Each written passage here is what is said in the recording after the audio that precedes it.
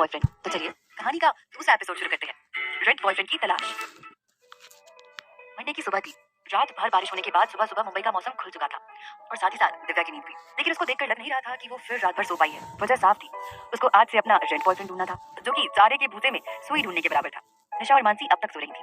उन्हें तो शायद ख्वाब में ही वह लड़का मिल चुका था जो उन्हें इस काम के लायक लग रहा था, पर हकीकत में तो उन्हें इस काम के लिए कड़ी मेहनत करनी पड़ेगी। ऐसा ख्याल दिव्या को आया। ओए ओए मानसी, अरे उठ, देख 8 बजने वाले हैं, जल्दी से तैयार हो जा। दिव्या ने मानसी को नींद से जगाने की कोशिश की। निशा और मानसी जल्दी उठ गए। दोनों कॉलेज जाने के लिए तैयारी में लग गए, लेकिन दिव्या अभी भी बिस्तर पर थी। दुख और गम से भरे गाने सुन रही थी। एक वक्त पर उसे फिजूल और बेकार से लगने वाले गाने आज अच्छे लग रहे थे। वो बस उन्हें सुनते ही जा रही थी। हे बेबी, तू तैयार नहीं हो रही? निशा ने दिव्या से पूछा। नहीं, मैं कॉलेज नहीं आ रही, दिव्या ने निशा से कहा। क्यों? आज तो हमें, निशा ने उसे बीच में ही रोकते हुए कहा, आज सिर्फ तुम लोग जाओ और पार्ट टाइम जॉब का वो जो भी तू करने वाली है वो करो। मुझे तुम बस सीधे उस लड़के से मिलाओ। दिव्या ने तो साफ साफ कह दिया कि वो साथ नहीं आ रही और ना ही सब लड़कों को देखेगी। ठीक है, ये कहकर निशा अपने आगे की तैयारी में लग गई। मानसी और निशा तैयारी करने के बाद उसके सामने आए। तो हम चले? मानसी ने उससे पूछा। बाय और बेस्ट ऑफ लक, दिव्या ने उन दोनों को शुभकामनाएं दी, लेकिन वो उसके खुद के लिए भी थी। हाँ थैंक यू, और तू नहा लेना याद से। ये कहकर मानसी और निशा वहां से चलते बने और दिव्या फिर से उन्हीं गानों में डूब गई। कॉलेज का पहला दिन शायद हर किसी के लिए कश्मकश से भरा होता है, क्योंकि सब नया नया सा लगता है। नए चेहरे, नया क्लासरूम, नई टीचर और नई किताबें, सब कुछ नया सा होता है। लेकिन निशा और मानसी, उन्हें ये तो चाहिए ही नहीं था। उन्हें चाहिए था आज नए लड़के। उन दोनों ने अपनी टू व्हीलर गेट के पास पार्क की और वहाँ एक होर्डिंग लगा दी जिस पर साफ शब्दों में लिखा था, part time job only for boys, salary per day 1000 rupees, only third year और अबव आर अलाउड। ये पढ़कर बहुत सारे लड़के खींचे चले आ रहे थे और दोनों फॉर्म भरकर जमा करवा रहे थे। और आते भी क्यों ना, दो खूबसूरत सी लड़कियां जो ये लिखकर बैठी हुई थी कि सिर्फ लड़के काम पर चाहिए तो गालिब अच्छा अच्छा पिघल जाए। दोपहर के 3 बज चुके थे। अब तक शायद उनके पास 300-400 तक एप्लीकेशन आ चुके थे। सब फॉर्म्स पर उनके लड़के की हाइट से लेकर कलर तक और बहुत कुछ पूछा गया था। यार अब बहुत हो गया, इनमें से तो कोई ना कोई मिल ही जाएगा, और अब तो सारे फॉर्म भी खत्म हो चुके हैं। मानसी ने निशा से कहा, रुक जा, 4 बजे तक रुकते हैं और फिर निकल जाएंगे। उतनी ही देर में कॉलेज में एक बाइक ने एंट्री मारी जिस पर राहुल और नताशा बैठे हुए थे। नताशा को उससे चिपक कर बैठे हुए देख निशा और मानसी का गुस्सा आसमान छू गया। उन्होंने गाड़ी पार्क की और सारा ग्रुप उनके आसपास खड़ा हो गया।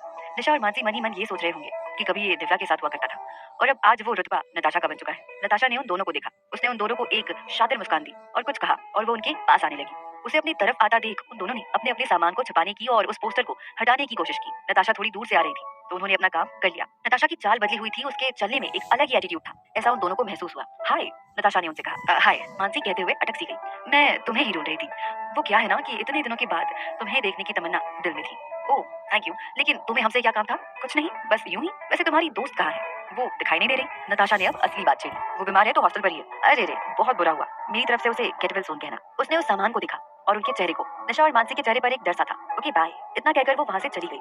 यार निशा, बॉयफ्रेंड जल्द से जल्द ढूंढना पड़ेगा, मानसी ने चिंताजनक स्वर में कहा। वो दोनों फिर से अपने काम पर लग गए। उनके पास एक्स्ट्रा फॉर्म भी खत्म हो चुके थे और 4 बजने ही वाले थे। अब वो दोनों वहां से जाने का मन बना चुके थे। इतनी ही देर में उधर से एक लड़का आया जिसकी ऊंचाई बहुत कम थी, करीब 5 फुट 3 इंच तक, और वो दिखने में सांवला और कपड़ों से छोटे शहर का लग रहा था। वो अपने चेहरे से बहुत ही बड़बोला लग रहा था। उसने उस पार्ट टाइम जॉब के होल्डिंग को देखा और सीधे उन दोनों की तरफ चला आया। ये क्या है पार्ट टाइम जॉब? मतलब ऐसा कौन सा काम है जो सिर्फ लड़के ही कर सकते हैं आपके लिए?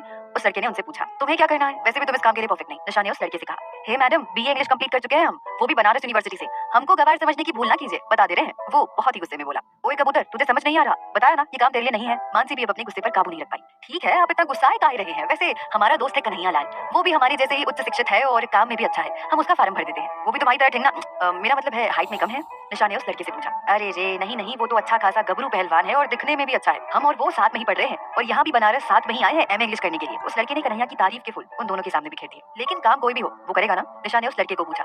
अरे कोई भी काम हो बिना सवाल करे चुपचाप से करेगा। वैसे भी पैसों की जरूरत है उस बेचारे को। वो क्या है ना कि 2 महीने पहले ही उसके पिताजी का देहांत हो गया, तो घर की पूरी जिम्मेदारी भी उसके ही ऊपर है और वो आया भी यहाँ इसीलिए है कि यहाँ उसकी पढ़ाई भी हो और कोई ढंग का काम भी मिल जाए। मानसी ने उसे रोकते हुए कहा, बस बस, तुम्हारे पास कोई पेज है तो उसके ऊपर ये सब जानकारी भर दो और एक फोटो और मोबाइल नंबर भी जरूर भरना। थोड़े समय के बाद उसने कहा हुआ सब कर दिया और उस पेज को उन्हें दे दिया। तुम्हें इसके बारे में इतना सब कुछ कैसे पता है? निशा ने उस लड़के को जिज्ञासा पूर्वक पूछा। अरे कम से साथ में खेले हैं हम, चड्डी पहनते थे तब से साथ में है। वो दोस्त नहीं यार है हमारा यार, तो कैसे नहीं जानेंगे भला? निशा और मानसी एक दूसरे की तरफ देखकर हंसने लगे।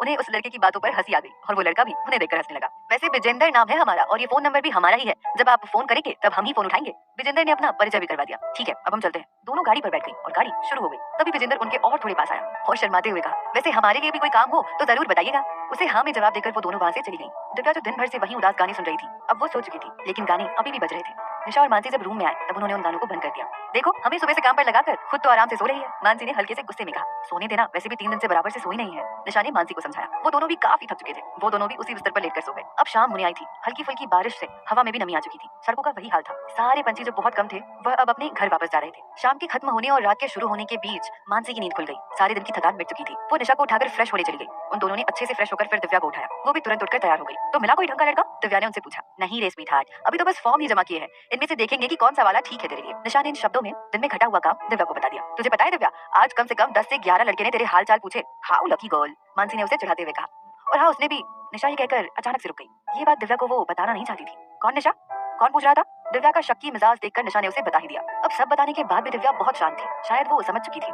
उसने जल्दी विषय को बदल दिया। जल्दी से उस लड़के को ढूंढो। उसने उन दोनों को काम पर लगा दिया। अरे हाँ मेरी अम्मा, मुझे तो ऐसा फील हो रहा है जैसे तेरे लिए शादी वाला दूल्हा ढूंढ रहे हो, मानसी ने उसे चढ़ाते हुए कहा। दिव्या ने अपना सोशल कम्युनिकेशन दुनिया से कट कर लिया था और वो बस अपने पापा से ही फोन पर बात कर रही थी। निशा और मानसी अब उन फॉर्म को छाटने में बैठ गई। उन दोनों को देखकर जो जूनियर्स थे उन्होंने भी फॉर्म भर दिए थे, तो उन्होंने उन लोगों को काट दिया। बाद में जो लोग पहले से ही कॉलेज में थे उन्हें भी काट दिया। तकरीबन 400 से भी ज्यादा फॉर्म छाटने के बाद उन्होंने सिर्फ 4 ही फॉर्म सेलेक्ट किए। निशा, रात के 11 बज चुके हैं। अब इन चारों में से कौन होगा वो सुबह ही डिसाइड करेंगे। तो मैं सोने जा रही हूँ। Okay, good night. ये कहकर मानसी सोने चली गई। लेकिन निशा अब भी उन चारों के फॉर्म को एनालिसिस किए जा रही थी। तभी वहां दिव्या आई और उसने आते हुए तुरंत निशा से पूछा, मिला कोई ढंग का? 4 लड़के बचे हैं, अब तू ही इनमें से सिलेक्ट कर ले।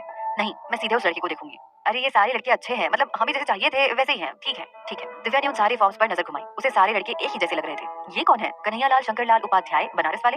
निशा ने तुरंत उसके हाथ से वो फॉर्म ले लिया। अरे ये लड़का नया है और गरीब भी है। दिव्या ने उसके फॉर्म को पूरी तरह से पढ़कर कहा, अच्छा लड़का है और हमारे लायक भी है, मतलब मेरे। निशा ने उसे बताया कि ये फॉर्म उसके दोस्त ने भरा है।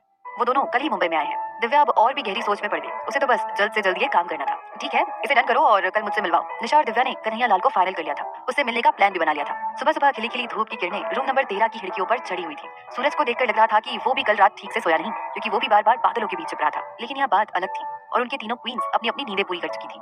दिव्या और निशा की तैयारी पूरी हो चुकी थी। उन्हें पहले तो उस लड़के मतलब कन्हैयालाल से मिलना था और फिर कॉलेज जाना था। मानसी को भी अभी वक्त था क्योंकि वो ये सब जानती थी और कॉलेज जाना उसे इतना जरूरी नहीं लगा। निशा, उस लड़के को फोन तो लगा दे और उसे इन्फिनिटी होटल में बुला ले। दिव्या ने निशा से कहा। अरे यार वो होटल थोड़ा दूर है ना, तभी हमारा प्लान सेफ रहेगा, दिव्या ने उसे समझाते हुए कहा। हाँ तो मैं उसे फोन लगाऊं? दिव्या ने उसे गर्दन हिलाकर हाँ कहा। उसने फॉर्म पर दिए हुए नंबर पर फोन किया। हेलो, कन्हैयालाल बात कर रहे हैं? हाँ मतलब नहीं, वो हम उसके दोस्त विजेंदर बोल रहे हैं। आप कौन बोल रही हैं? वो हम पार्ट टाइम जॉब, वो आपने अपने दोस्त। हाँ हाँ समझ गए। बताइए क्या हुआ, हमारे फ्रेंड का सिलेक्शन हुआ या नहीं?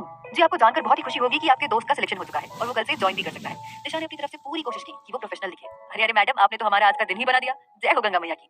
वैसे उसको क्या काम करना होगा और कहाँ? विजेंदर को बीच में ही काटकर निशा ने दिव्या के कहने पर आगे बात की। सुनिए, वो हम आपको मोबाइल पर नहीं बता सकते। इसके लिए आपको अपने दोस्त को लेकर वो इन्फिनिटी होटल है ना, वहाँ पर मिलने आना पड़ेगा। मैडम काहे गरीब का मजाक उड़ा रही हैं? हम सब जानते हैं वहाँ चाय का दाम 100 से कम नहीं है, तो वहाँ आने का खर्चा हम कैसे भरेंगे? आप समझ रही है ना? ये सुनकर दिव्या ने उसके कान के नजदीक जाकर कहा। पूछो वो कहाँ आ सकता है, हम वहाँ आते हैं। हाँ ठीक है। अरे विजेंदर सुनिए ना, मैं क्या कहती हूँ, आप कहाँ आ सकते हैं, हम वहाँ आते हैं। निशा ने उससे कहा। हम वो अपने बॉयज हॉस्टल के 10 कदम पर मुंशी होटल आता है ना, वहाँ बहुत बढ़िया चाय मिलती है, अगर आप वहाँ आ सकते हो तो। विजेंदर ने अपनी जगह साफ साफ बता दी। निशा और दिव्या तो चौंक गए। उन्होंने सपने में भी नहीं सोचा था कि वो रास्ते के कोने में आ रही चाय के स्टॉल पर जाकर कभी लड़कों से मिलेंगी, लेकिन अब तो सांप गले में था, तो उन्होंने वहाँ जाने को हाँ कर दी। इतने में मानसी भी तैयार होकर आई। उसे देखकर ऐसा लग रहा था कि वो किसी पार्टी में जाने के लिए तैयार हुई हो। इतनी ब्यूटीफुल, इतनी अच्छी ड्रेस के साथ उसने कहा, आई एम रेडी, चलो उसे मिले जाना है ना। उसे देखकर निशा उठी और कहा, कपड़े बदल ले, हम थोड़ी अलग ही जगह जा रहे हैं। ये कहकर उन तीनों ने अपनी ड्रेस चेंज कर ली। शायद वो पहले वाले कपड़ों में कंफर्टेबल नहीं होती। अरे बता तो सही, जाना कहाँ है? और ये सलवार कमीज क्यों पहना दी मुझे? प्लीज शट अप, जाकर खुद ही देख लेना, निशा ने उसे हल्के गुस्से में कहा। वो तीनों अपने 4 व्हीलर में बैठी। ऐसे जाना तो कहीं दूर नहीं था, फिर भी आदत तो थी और वो जगह सेफ भी नहीं थी, क्योंकि वो जानती थी वहाँ उनके ग्रुप में से